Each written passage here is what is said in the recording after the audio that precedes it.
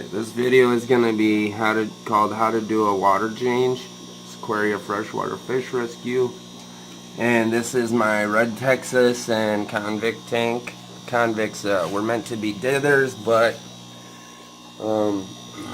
excuse me, they all seem to be getting along fine.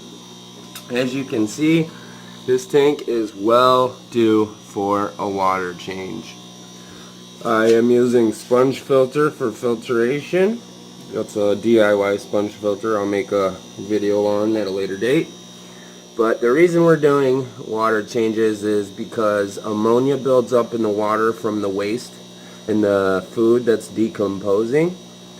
You'll have ammonia, nitrates, nitrites, and there's a lot of other stuff that ends up in the water because of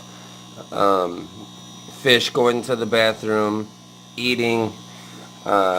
Overfeeding can cause ammonia spikes and debris to build up in your tank.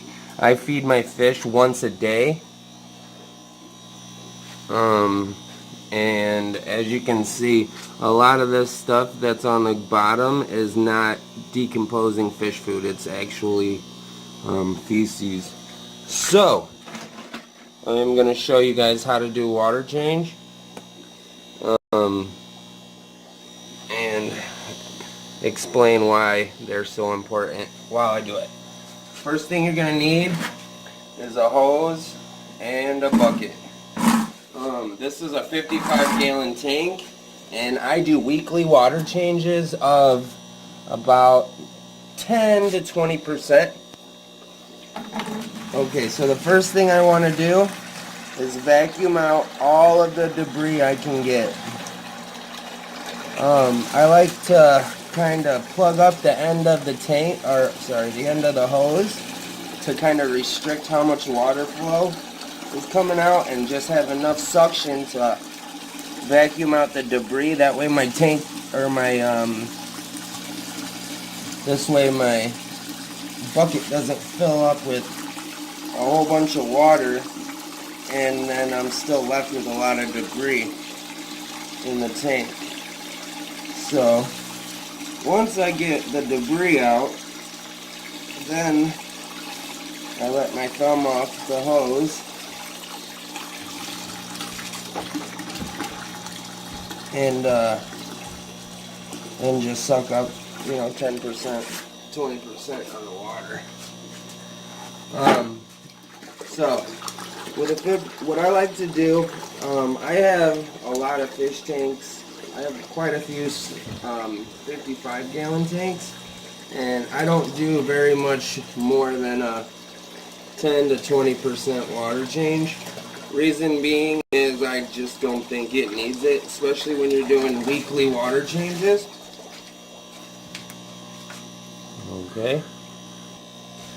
Okay, so if you think about it, just hypothetically, and this is an analogy, but say your ammonia levels are right here, okay? Or no, when you first start, your ammonia levels are down here at the bottom.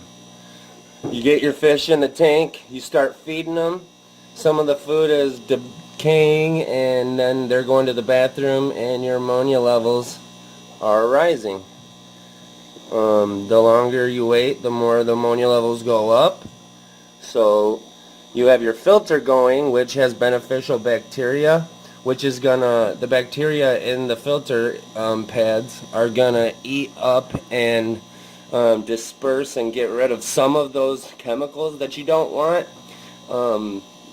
But there's still gonna be a lot in the water column, and your filter can't take care of all of it. So what you do is you suck out some of the water, and with that water comes out the nitrates, the nitrites, the ammonia, all that other stuff that you don't want in the water is going to come out with the water that you're taking out during a water change. Then you replace it with new water, which doesn't have any of those bad chemicals in it, which, say your levels are here with all of your ammonia and stuff like that, and then you suck out 10%, 20% of the water, and your ammonia levels go down because you're taking ammonia out and nitrates out, then you fill it up with you top it off with clean water, and they go back down. And then as time goes on, they start going back up with feeding and fish going to the bathroom. You take out water, which means you're taking out those bad chemicals. Top it off with clean water, goes back down again. And that's why you have a water change cycle. Some people do it weekly, some people do it bi-weekly, some people do 2 water changes a week. I've even heard of people doing them once a day, like 5% water changes every day. Usually I would just recommend whatever works for you. At least do a 10% to 20% weekly.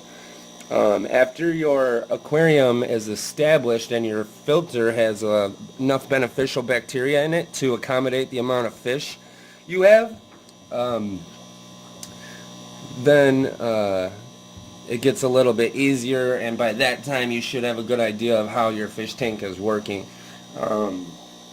Okay, so the fish going to the bathroom, food and stuff like that that's decomposing in the tank, that's called a bioload. So basically your filter is growing, it's got water flow going through the pad, and inside that pad there's beneficial bacteria growing. It grows on the glass, it grows on any type of decorations and plant leaves and plastic plants. It grows all over the inside and rocks of the tank. It grows all over everything, but a lot of it, and the majority of it, is going to be in your filter pads or your biofoam from your filter or your sponge filter.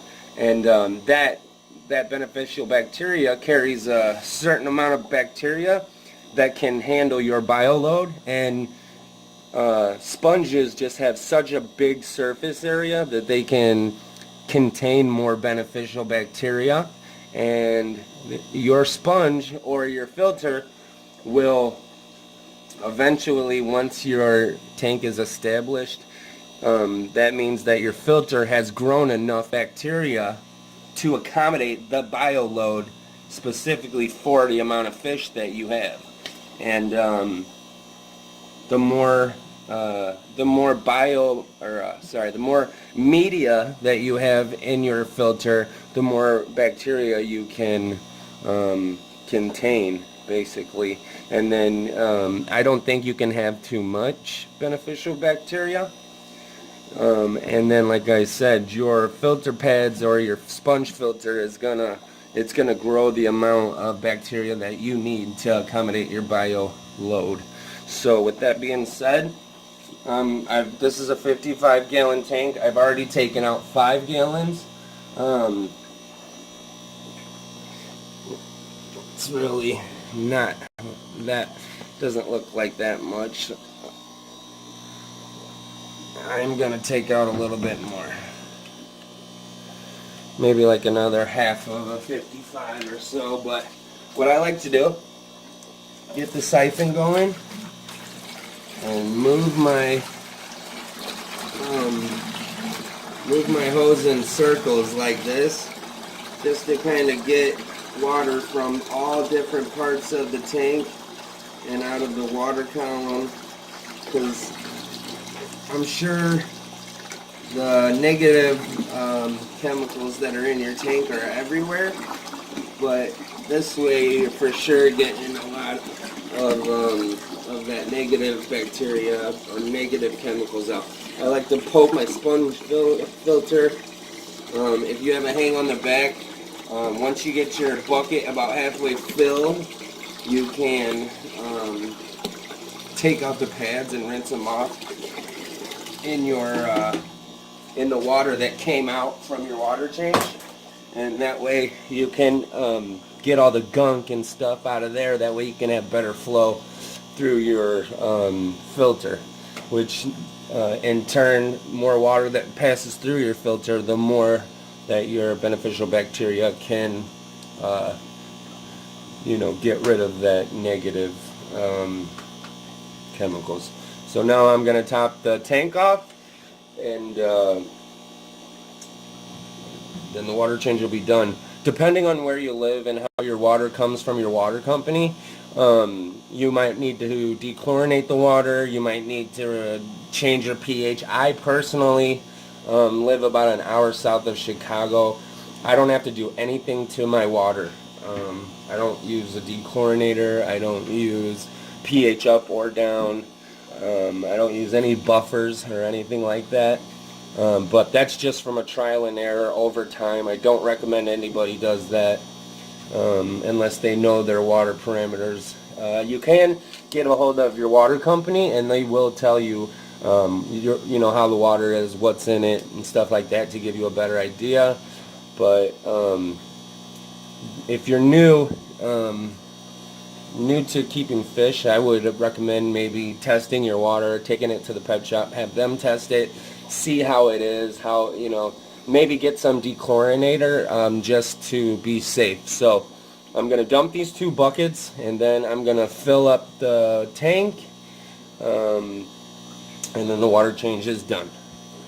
So that's how you do a water change. Anybody have any questions, just comment in the description or comment below, and I'll get back to you as soon as possible.